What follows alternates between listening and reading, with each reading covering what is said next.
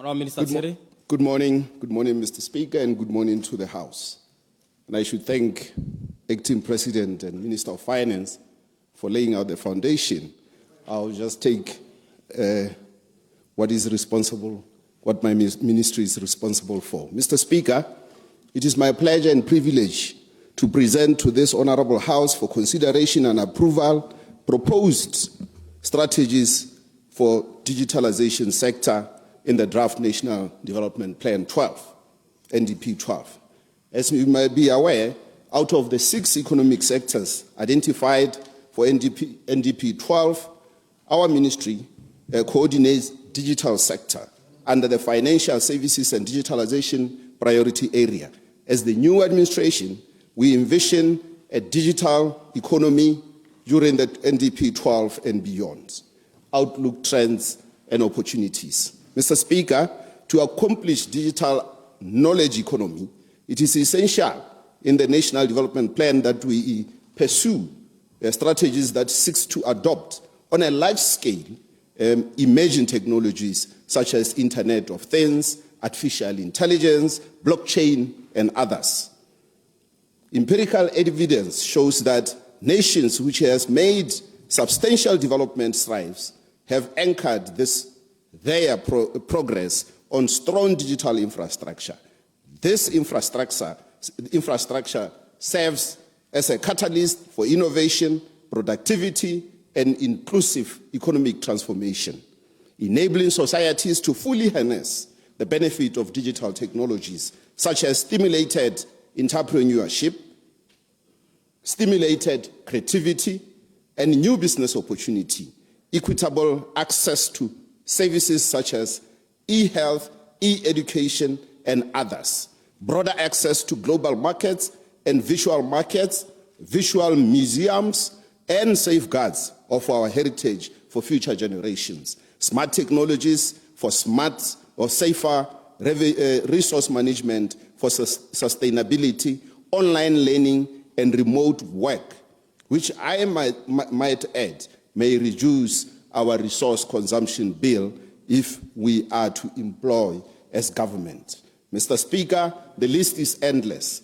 It is of paramount importance, honourable members, that this sector receives all the support, as it is evident that it is the cornerstone through which all sectors will be built on. According to the World Bank Group, the Digital Progress and Trends Report of 2023 highlights progress in digitalization, including digital jobs, service export, internet use, affordability, to just mention a few.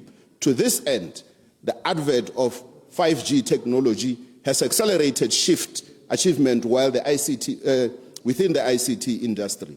Noticeably, the 5G technology creates for connected devices and data for sensors that will create a wealth of data for innovators and entrepreneurs. My ministry seeks to create 100,000 jobs, tech startup environment that will lead to a growth of IC sector to the economy.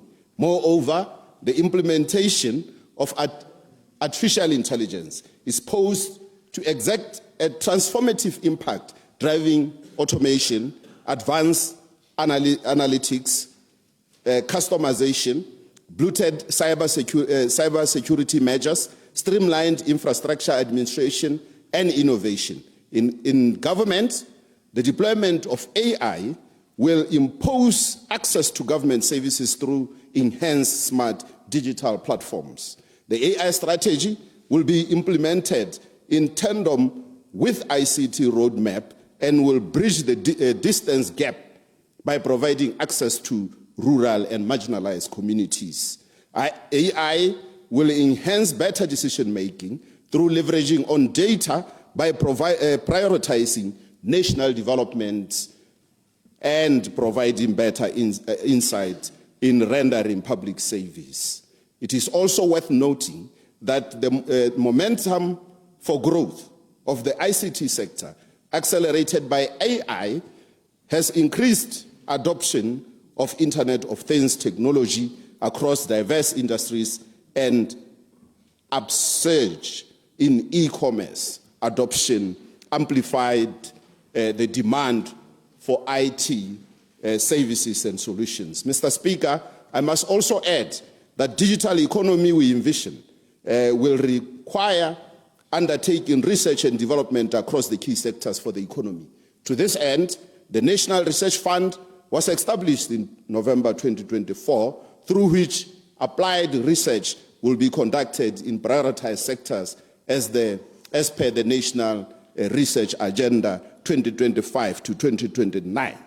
Therefore, during NDP 12 period, government will provide and accelerate strategic partnerships locally, regionally, and internationally to augment government's investment and ensure that a target of 3% gross expenditure of the GDP on research and development is achieved.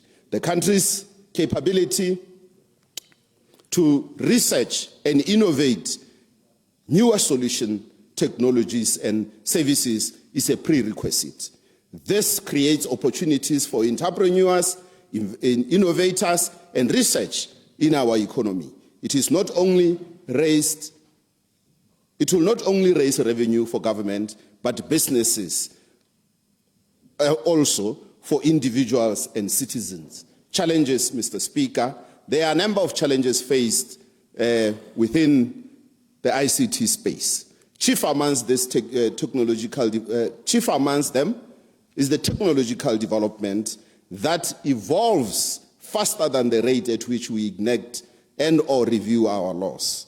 Lack of synergy in planning for resources that enable digitalization, that thus leading to delay in deployment of physical ICT infrastructure such as fibre optic links, and other challenges include the cyber threats that pose a danger to our critical national information infrastructure in finance, health, communication, government, and other of equal importance that serve to deliver our nation economic, social, and security interest. Another, the high cost of infrastructure deployment due to difficult terrains, population sparsity, supply chain constraints, and dependency and high dependency on foreign markets. High cost of internet connectivity due to transiting through neighboring countries, and onwards connectivity beyond the African continent. Poor infrastructure life cycle management. Part of the infrastructure has dilapidated, some technologically obsolete, and requires upgrading in some segment. Lack of interoperability in the ecosystem, hindering seamless flow of data between different platforms. Lack of systematic security, authentication, and privacy validation during consumption of services. Mr. Speaker, challenges confronting us under the research, science, and technology and innovation includes, amongst others, the weak research, science, and technology innovation coordination, limited access to finance and capital, covering basic and applied research, capacity building, both human and infrastructure, piloting and pre-commercialization, intellectual property protection, both pre- and post-funding, market research, feasibility study, and quality standards, limited technology transfer mechanisms, and weak innovation ecosystem, research and innovation, data and information asymmetric between stakeholders, Asian research population, glaring gender disparity, uneven distribution of skills across disciplines, high prevalence of foreign talent across the discipline. And lastly, the limited use of indigenous knowledge system resources.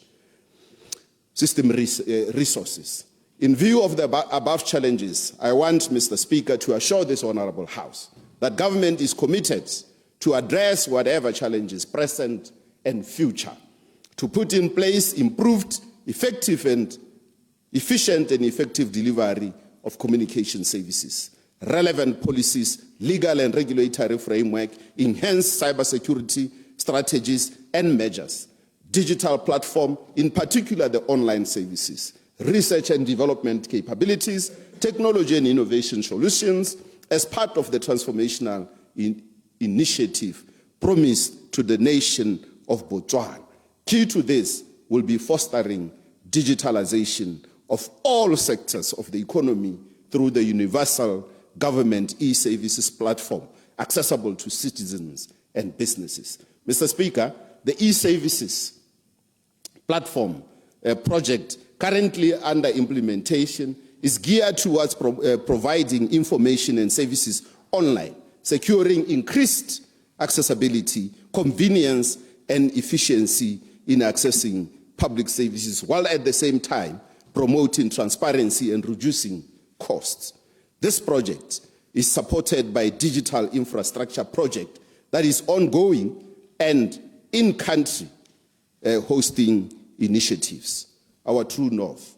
Mr. Speaker, the Botswana Economic Transformation Program, BETP, has defined the True North for both the financial services and digitalization as, and I quote, a fully integrated, inclusive, and secure financial digital ecosystem that enables seamless transactions, universal access to public and private services, and boost Botswana's competitiveness in the region, end of quote. 4 key pillars of the trust framework: the smart services, financial services, innovation, and financial inclusion have been identified to facilitate the required transformation during the NDP 12.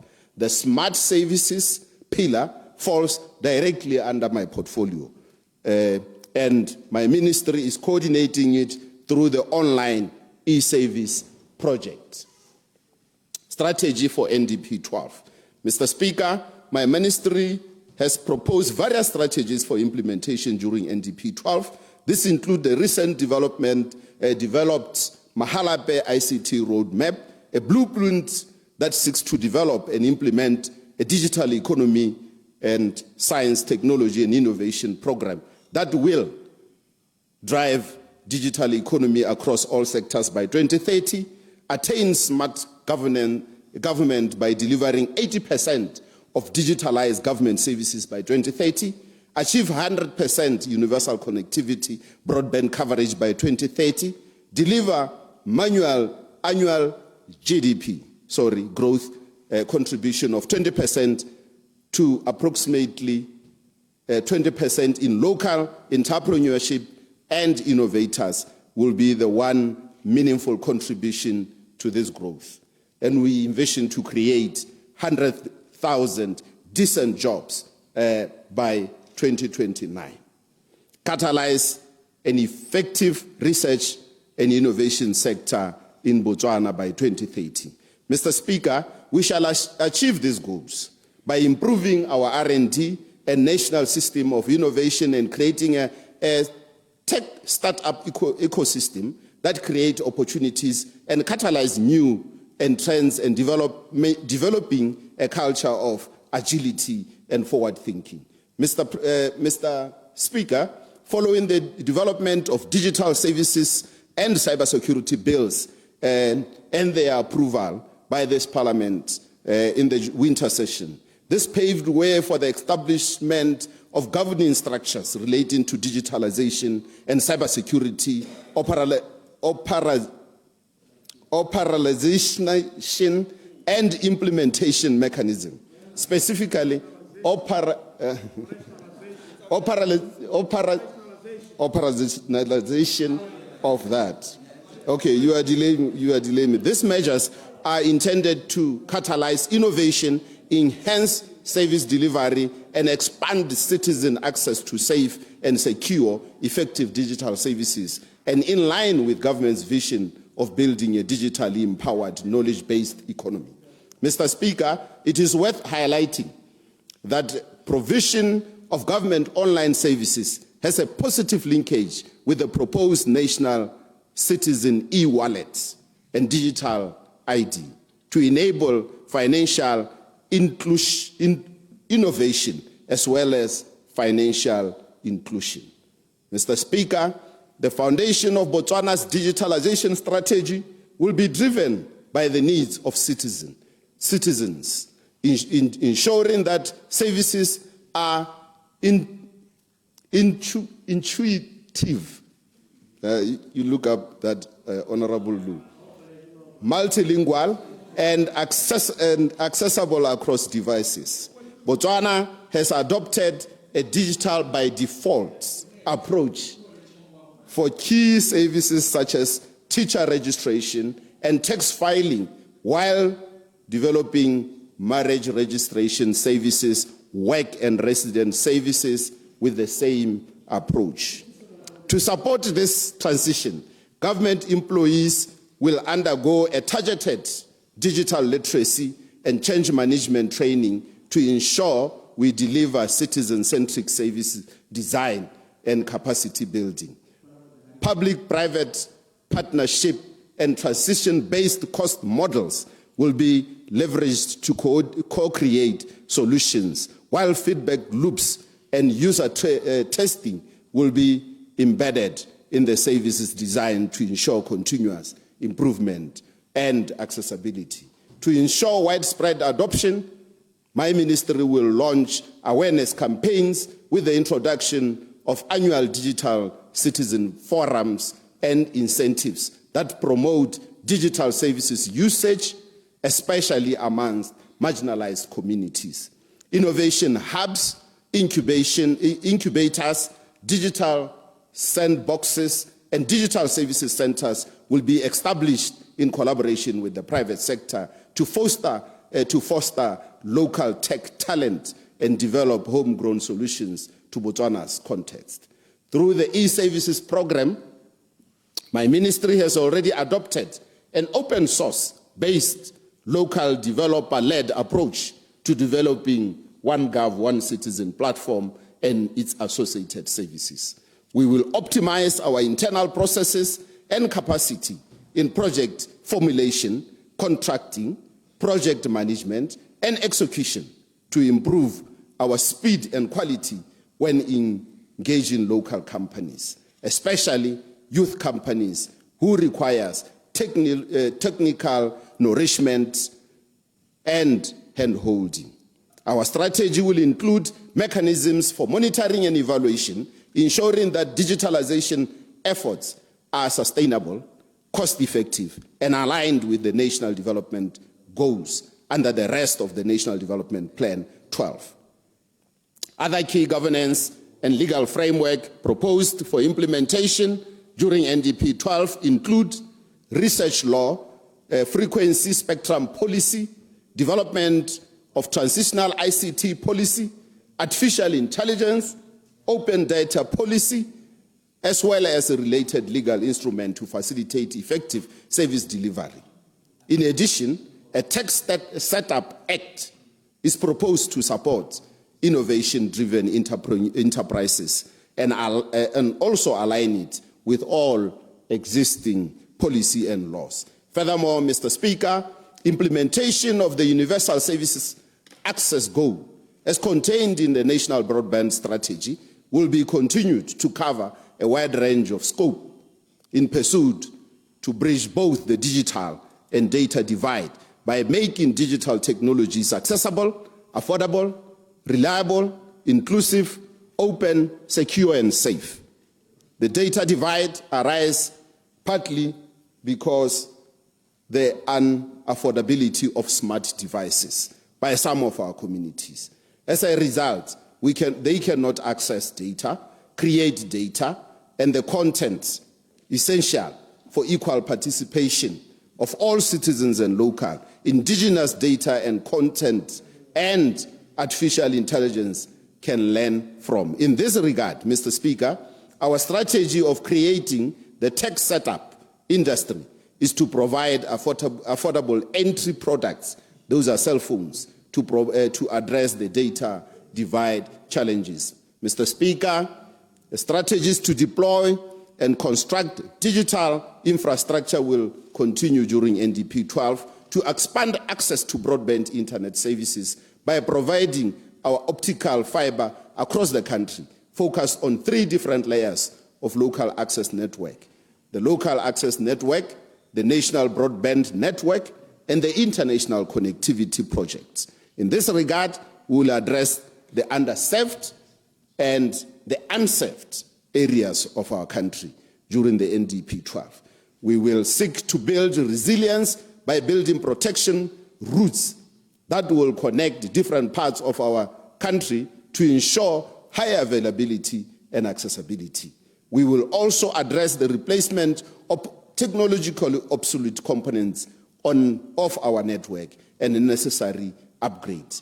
Mr. Speaker, as government seeks to digitalize the economy during the NDP 12, we seek to enhance government digital infrastructure and services. We will include our hosting capabilities, connecting government sites and offices through modern technologies, addressing technologically obsolete systems and applications, and capacity and capability of our IT employees of government. This will address the perennial system down issue that has caused poor service delivery over time. The scope of digital infrastructure deployment include hosting and computing platforms such as cloud computing, data center, data recovery, disaster recovery, to mention but a few. Botswana has an opportunity to gain access to the data center market of the world, which is projected to generate revenue by 2026.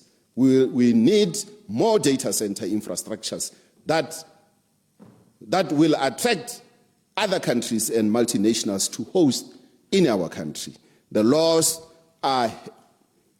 we have recently passed support this and gives confidence to the potential investors and interested parties to host in Botswana.